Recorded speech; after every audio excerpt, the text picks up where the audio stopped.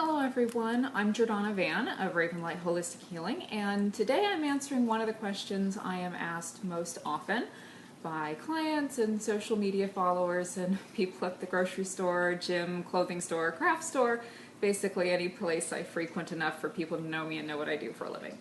So that question would be, it seems like everybody is crazier than ever. Is this true? And if not, what the heck is wrong with everyone? I don't think I go one single day without someone saying to me, everyone is so nuts right now. Is there something weird happening with the moon or something? Or is it Mercury retrograde again already? My coworkers are losing their minds. Or what the heck is up with all the psycho drivers on the road? Everyone seems to be having road rage. So what's really going on? Has everyone gone nuts? Are the cosmos crazy? Is the universe having a mood swing? Is everybody really crazier than ever?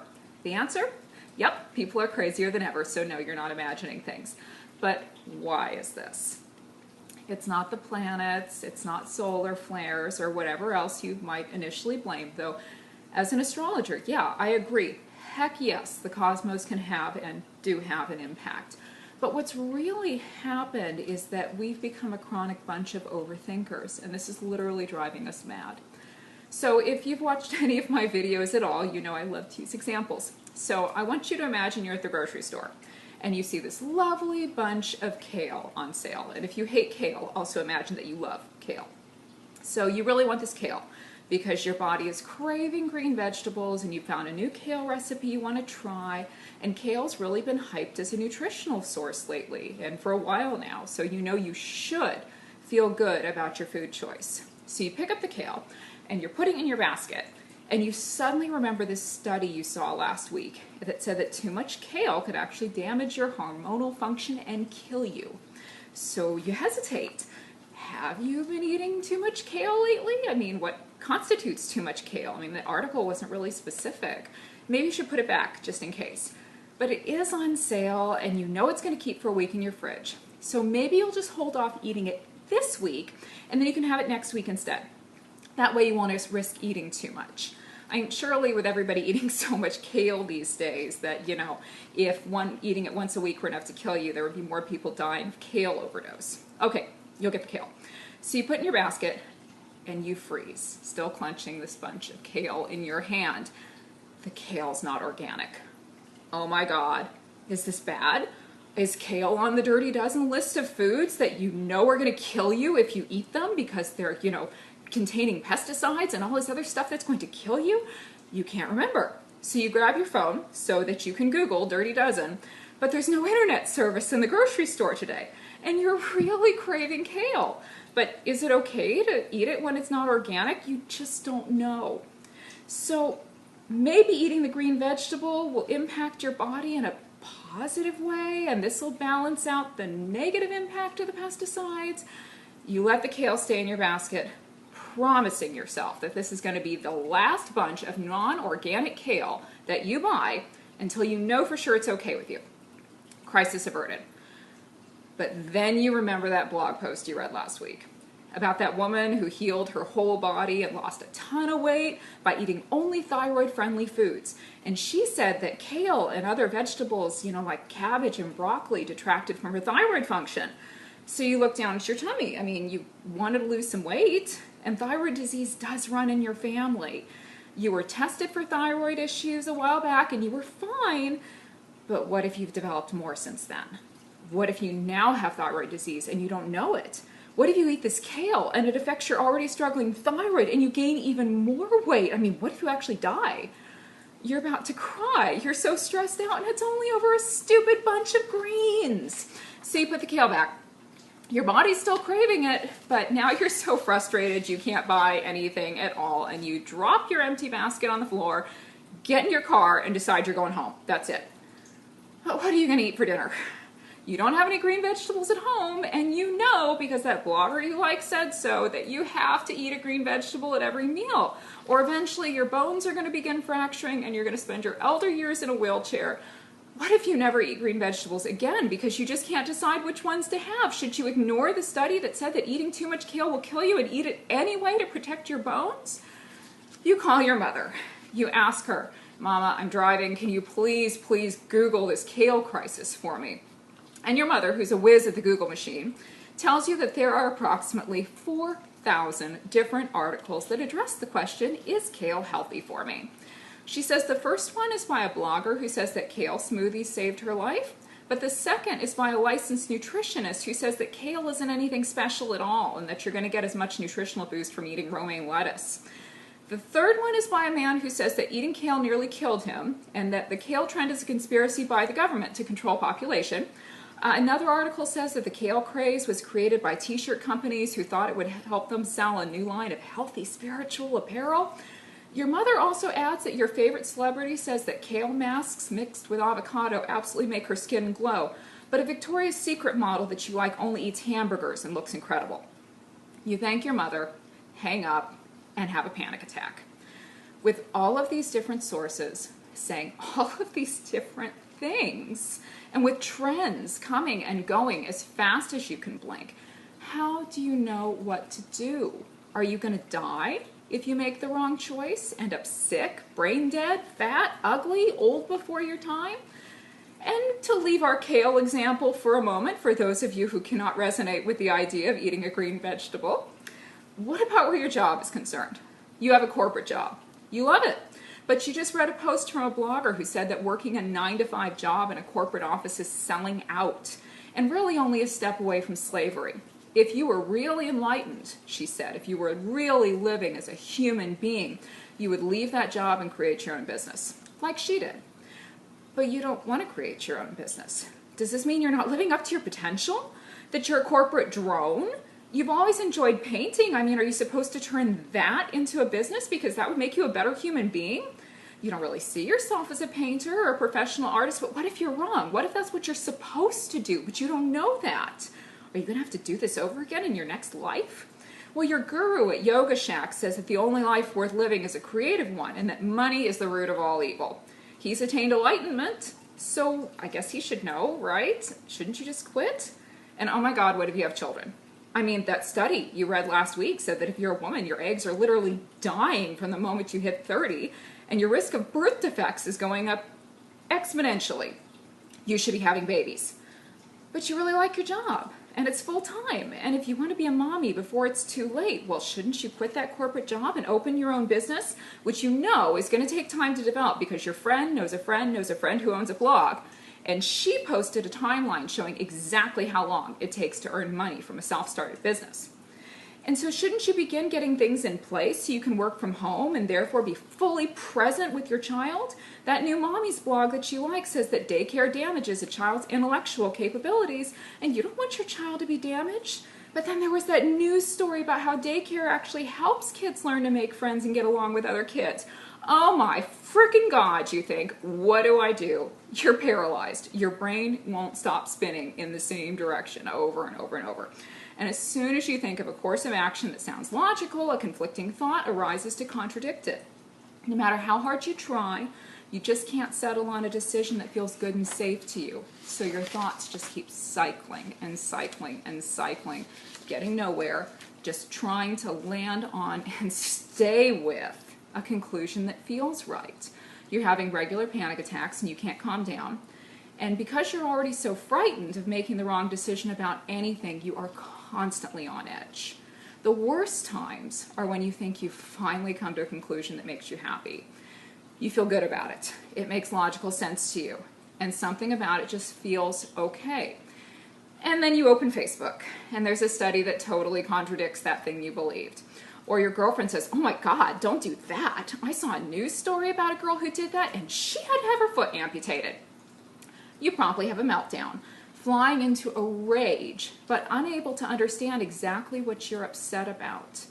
You scream at your friend, and your friend tells you to chill out already, that it's not that big a deal, but somehow this thing feels like a huge deal to you.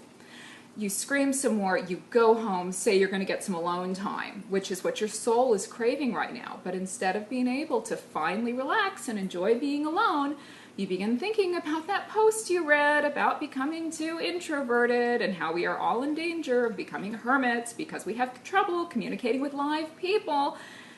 Am I becoming a hermit, you wonder? Is the reason you had the meltdown actually because your communication skills are breaking down from too much social media use? You reach for the bottle of wine and you keep drinking until you don't feel anything anymore. And then at last you can go to sleep. When you wake up in the morning, not only are you hungover, but you're drowning in guilt. How could you let yourself drink that much? Oh my God, what if you become an alcoholic and you destroy your liver? What if you already are an alcoholic, but you don't know it? You Google alcoholism, and within 5 seconds, you're convinced you're going to die. Can you guys see why we have a problem? There is absolutely nothing wrong with the information age, and with everyone being given a forum for their voice. Bloggers, medical practitioners, scientists, yogis, gurus, and nut jobs alike. This keeps us open-minded, and it allows us to receive wisdom and assistance from people we otherwise would have had to travel thousands and thousands of miles to see. 2, it largely keeps any one person from having too much power or authority because so many people can and do rise up to contradict them. Because we live in this golden era of technology, I'm able to work with people worldwide, and these people find me mostly through social media. Back in ye olden Generation X days, when I was born and dinosaurs roamed the earth, we didn't have the internet. And so this amazing life that I have now would have been impossible. So the problem here is that the very thing that makes lives like mine possible also makes life abso-friggin-lutely overwhelming for many people. With so much conflicting information out there, it is virtually impossible to hear and honor our higher self, the part of us that actually knows what to do, unless we make an effort to do so. So inside of us, here's kind of how you work your way through this if you're one of the quote-unquote crazy people. And I count myself among that. I've gone through this too. Inside of us, we all have this part of ourself called the ego. And this is the part of ourselves that wants to keep obeying the rules that we learned as children, whether these rules were actually taught to us or they're ones that we developed ourselves because experience taught us that if we followed these rules, we had the best chance of staying safe or receiving approval. It didn't always work, but it gave us a sense of control. So, for example, perhaps your parents taught you that anything other than extremely tame sex was sinful. And so even though you're a grown-up and you've learned that people can have all kinds of sexual experiences and God hasn't actually fried every single one of them with a bolt of lightning, you still really fear to enjoy the kind of sex that you want, and you shy away from it because ego says that something bad will happen to you if you don't. Ego is the voice of your folks that you heard in childhood saying, if you do this when you grow up, something bad's going to happen. So ego is basically this internal mechanism that freaks out and makes you doubt yourself because it thinks that will keep you from trying anything that might hurt you. You might be stuck, ego thinks, but at least you're probably not going to die in the immediate future. So ego is really terrified of listening to the higher self, the stuff that just feels right, because it can't control that voice. It wants a set of rules to follow, as it believes that if you do the right thing and you do it all the time, that you're going to be safe and healthy and happy and prosperous, fulfilled, etc. If you're going to try something that conflicts with the rules you learned as a child, ego wants to make sure that it's going to work and that it's going to be right for you. We can't have any risk here. So that's why as soon as you come to a conclusion that feels good about a course of action you want to take, even buying that non-organic kale, your mind begins to freak out and present you with all the other information on the subject. Your ego worries that you haven't gotten it right after all. And what if you do try this thing that feels good and it works, but it turns out that there are studies and bloggers and stories and videos, etc. out there that conflict with it? How would you know how to make the next decision? If you made a decision that wasn't supported by fact, if you actually trusted this, if you trusted your heart, your gut, your intuition, whatever you want to call it, how would you know you were right? What if you make the wrong decision next time because you trusted that wishy-washy inner voice and bad things happen to you? And there we have the root of our existing craziness. Guys, the only voice that is ever going to serve you is the still, small voice of the heart. This is not New Age prattle. This is how I live my life, and it works very well. The heart doesn't rely on facts or logic or studies or the assertions of the blogger with the largest number of followers. The heart follows the plan that is right for you and only you. And you're probably going to be very different than everybody else in your life. Sometimes this really does mean that you heed someone else's advice or you honor the results of a particular study and you apply them to yourself. But you'll know it's right for you because it feels right. You resonate with it. It feels good. It feels like joy or relief or vibrancy. Even with my own clients, I always tell them that I have faith that I'm good at what I do and I believe in the veracity of my counsel, but they still have to run everything that I say through their own, feeling meter. If it doesn't feel right to them, I ask them, please tell me, interrupt me, whatever, so we can talk about it and explore it, and so we can arrive at the conclusion that's right for them. In my mind, the worst thing in the world is somebody doing something that actually isn't right for them because they think I know better than they do. My job is really to help people hear their higher self for themselves, not to impose my own will. We need to remember that the vast majority of people out there are invested in getting us to listen to their opinion or buy their product because this is how they make money. And guys, there's a lot of opinions and a lot of different products flying around. So let's go back to the kale. So you want to rediscover your sanity and with it your actual genuine connection to health and happiness. Forget about everything you think you know or have heard or have read about kale. Pick up that bunch of kale and ask yourself, if I knew for sure that whatever decision I made would wind up being absolutely perfect for me, if it would all be okay, what would I do? You might have a hard time hearing that answer at first because your thoughts are still reeling. But if you stick with it and just kind of listen quietly, the answer will come. You might stand there looking kind of silly with a bunch of kale in your hand for 5 minutes, but you'll get there. This is how we need to treat every single decision, every single time. In this fashion, you will find the sources of guidance that actually serve you. And you will ignore those that do not, no matter how right or safe or factual they may appear. This is how we stop overthinking and driving ourselves nuts. This is our path back to peace. You are your own best authority, my darlings. You really are. And you have it within you to follow your own compass erroneously to a life that fills you with joy. Now, if you are still struggling to hear that own inner voice, and I totally get it because it took me forever to hear mine, and if you resonate with the idea of working with me, or if you're wanting assistance with healing a physical or emotional issue, you have questions about your totem or spirit guide animals, need a dream interpreted, or just can't seem to figure out what the heck you're supposed to do in this lifetime, please visit my website, www.ravenlightholistichealing.com, for directions on how to schedule a session with me, as well as what I charge, what sessions entail, all the nitty-gritty details. I also suggest you read the FAQ page, as that tends to be very helpful.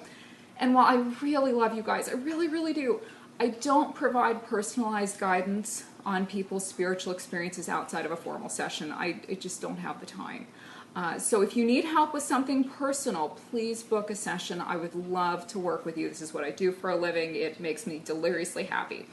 If your question is of a more general nature, please comment away and I will try to get back to you.